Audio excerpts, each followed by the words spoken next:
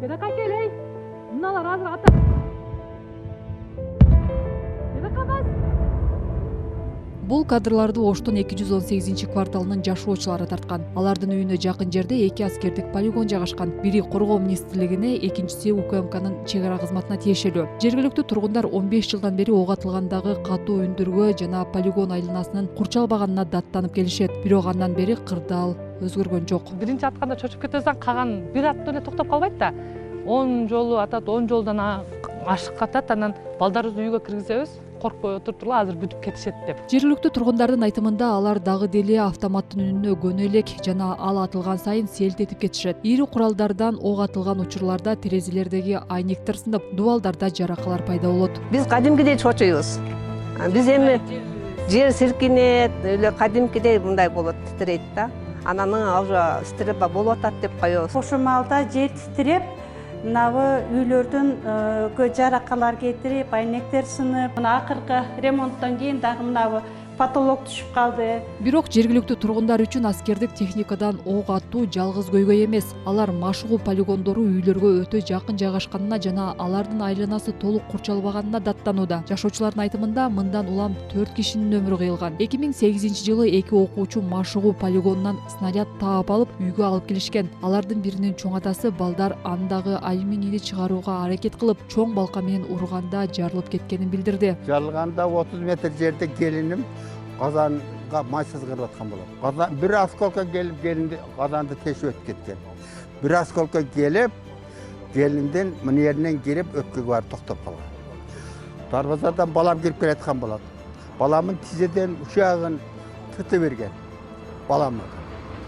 Анан ошол эки баланын башы мына жер сак калгандагы путу колдорун үзүлгөн. Ал жарылуунун жыйынтыгында 2 бала, анын ичинде Анарбай атанын небереси каза болгон. Кийин анын ооруканада жаткан келини да көз жумган. Бул окуядан кийин бир нече кишинин өлүмүнө алып келген шалаакылык айыбы менен машыгуу полигонунун башчысы кармалган. Рахмановдун айтымында ал күнү үйүнө аскер кызматкерлери келип, снаряд алардыкы эмес экенин айтышкан. Бирок кийин акыры үй бүлөгө кенемте төлөп беришкен. Өтө эле аз төлөгөн. Биз бул жазышты бизге жол көрсөтүштү эч ким неме кылган эмес да. Эмесе ушу 2 трактор өрттөнүп кеткен, эч нерсеси калган эмес. Ошону жазганыбызды деле оңор неме төлөп бербейт. Баягы өлгөндөгү расходдорду эле төлөп, аз төлөп. Эми ону айтсаң уят. Баягы 200 миң, 500 жазышынын 70 миңин өздөрү алып анан кийин калган. Архивдеги жаңылыктардан бул полигонго байланыштуу кеминде дагы бир адамдын өлүмү жөнүндө маалыматты тапсак болот. 2006-жылы анда табылган снаряддын жарылуусунан 5-класстын окуучусу каза болгон. Жергиликтүү тургундар полигондордун тегерегин курчоо маселеси бүгүнкү күнгө чейин чечилбегенин, ал жерде азыр деле каалаган киши, анын ичинде балдар да кире аларын билдирүүдө. Мына 24 саат ачык турат. Ону жерлерге бир окопторду казган 2 метр, 3 метрден кылып, ал казылган нерселерге тоок түшөт, мал түшөт.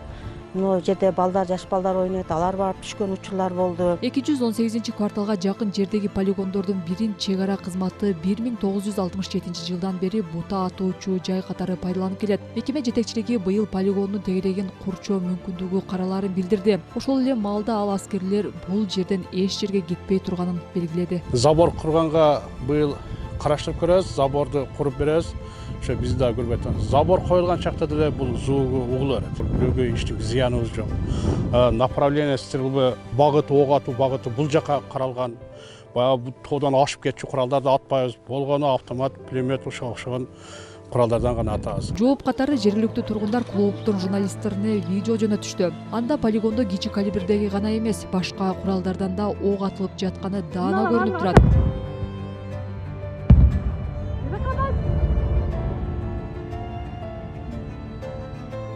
Аймактагы экинчи полигонго ээлик кылган Коргоо министрлигинин өкүлү да ок атууда кичи калибрдеги куралдар гана колдонуларын жана машыгуу учурунда полигонго эч ким киргизилбестигин билдирүүдө. Аскер полигонунун башкармалыгы жыл сайын 2 жаңы окуу жылына карата жана жыл алмашканда ошол жерде жашаган айыл өкмөткө, жергиликтүү тургундарга, ошондой эле шаарга кат жолдойт. Бизде ушундай объект бар, аскер машыгуулары болуп турат. Ошого ар бириңиздер ошол жака балдарыңыздарды жөнөтпөңүздөр.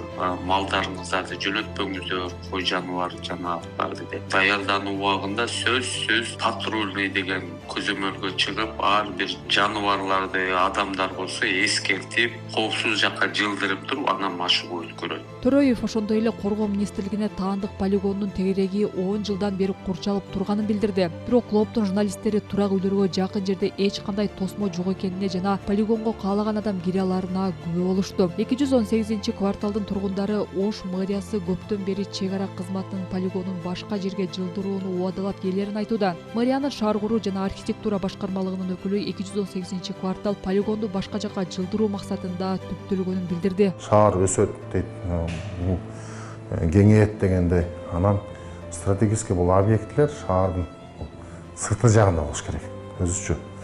Бирок бүгүнкү күндө ошол полигонду жылдырганга азыркы күндө бизде жер маселеси болуп калып атпайбы? Ошол маселе чечилип калса, жер маселеси бул полигондор жылат. Бул ушундай бул жылса, бул жер калктык коңуш болуп калат деген немеде жасалган.